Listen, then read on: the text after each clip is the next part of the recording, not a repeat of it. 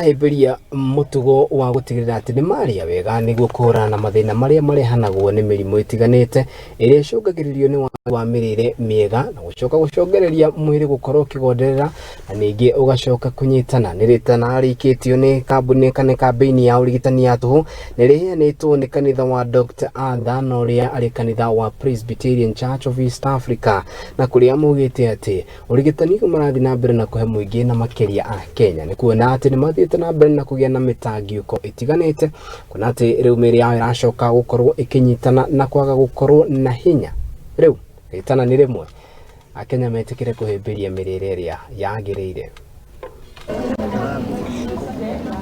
I am Alice Moya and I'm born again from Dr. Adhan PCA.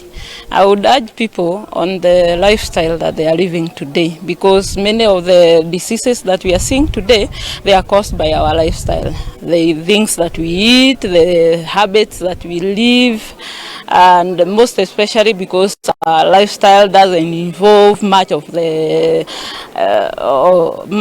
practices and jogging. My name's Utari. We are here doing a medical camp for our church and community at large.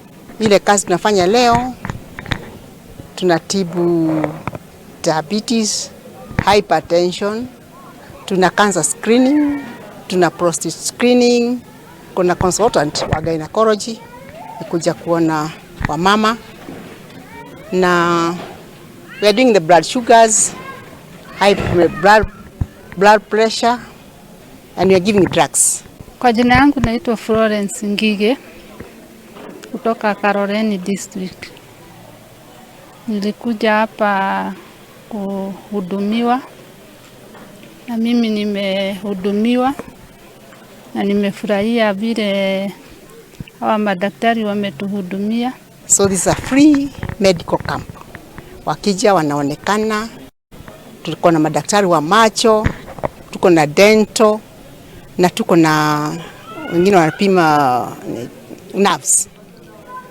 Wote wakipimwa tuko na madawa ya kuwapea. Kwa majina naitwa John Dubois. Nimekuja kufanyiwa check up hapa kwa Dr. Adhan.